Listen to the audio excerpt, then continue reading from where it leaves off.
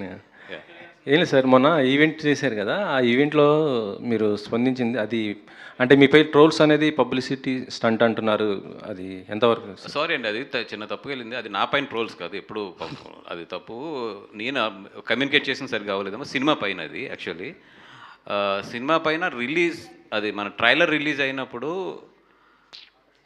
అంటే నేను మా వాళ్ళు ఇమీడియట్‌లీ చెప్పి తీసుకొచ్చారు. మేము పెట్టి 5 మినిట్స్ కూడా అవ్వలేదు.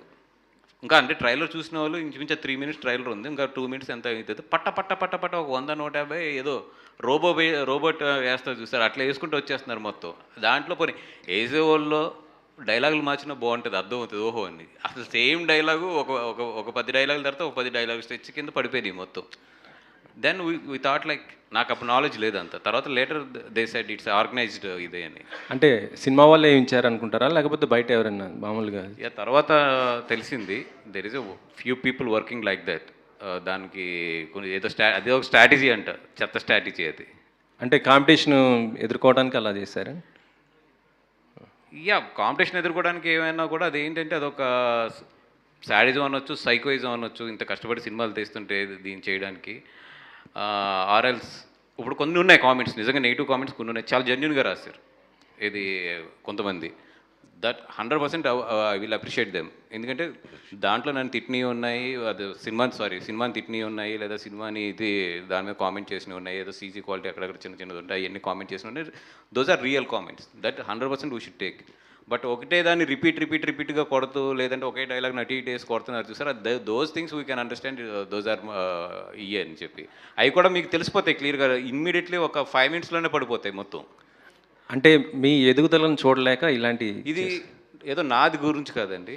ఇది చాలా సినిమాలు జరిగిందంట. ఇట్లాంటి కాంపిటీషన్స్లో వస్తున్నప్పుడు, లేదా ఇట్లాంటి 2-3 సినిమాలు ఒక్కొక్కసారి రిలీజ్ అవుతున్నప్పుడు జరిగింది. It's not my personal thing. నిన్న కూడా ఒక ప్రొడ్యూసర్ మాట్లాడి ఆయన కూడా చాలా బాధపడ్డారు. పెద్ద ప్రొడ్యూసర్ ఆయన కూడా.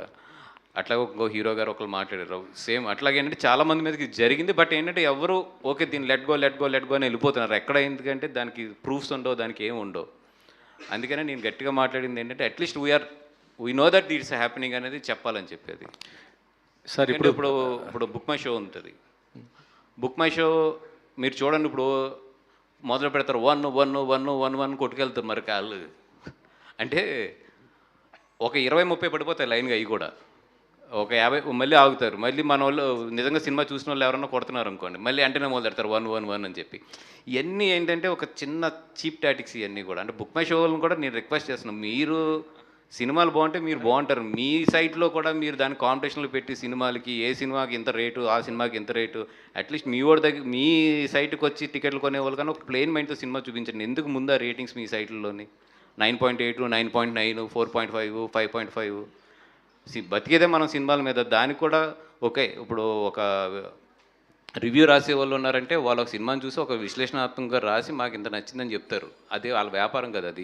అది ఒక విశ్లేషణ, వాళ్ళొక జర్నలిస్టులు, వాళ్ళది అదొక duty.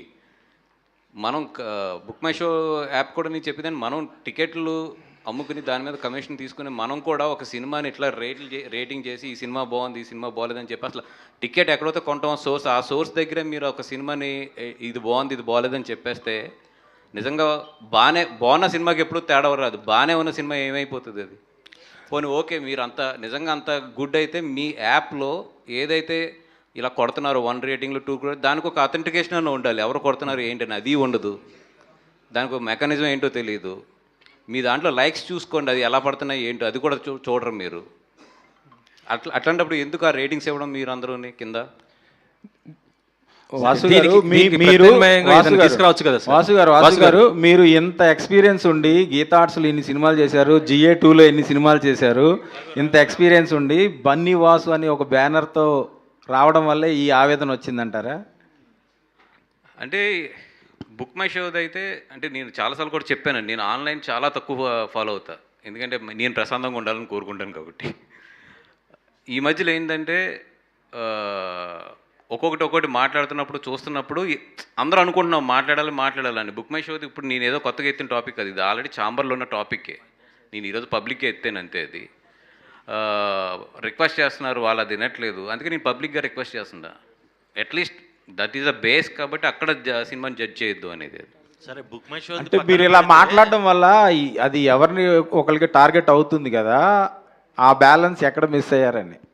Sir I think it is an attack on free trade sir. అంటే ఫ్రీ మార్కెట్ అని ఒకటి ఉంటుంది, అందరు ప్లేయర్స్కి సమానంగా ఒక ప్లేస్ దొరుకుతుంది, వాళ్ళ ఆ రెస్పెక్టివ్ ప్లేసెస్లో వాళ్ళకి బిజినెస్ చేసుకునే అవకాశం దొరుకుతుంది.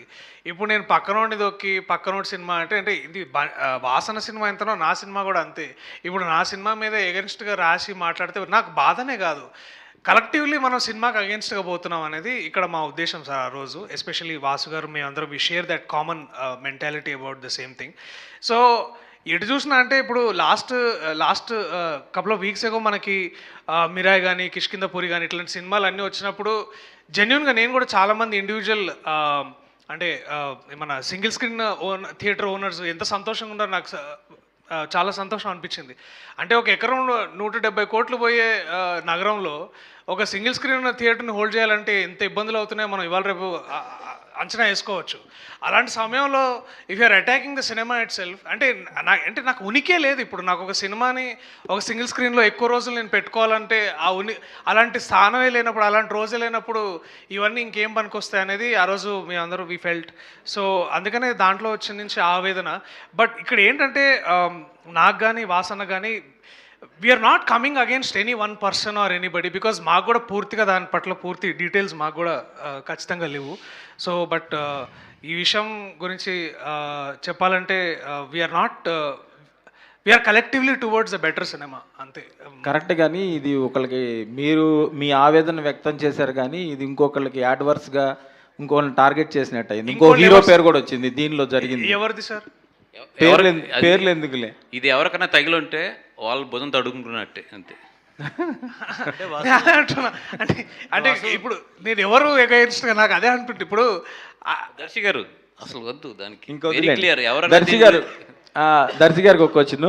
సార్ బన్నీవాసు బ్యానర్లో చేయడం అనేది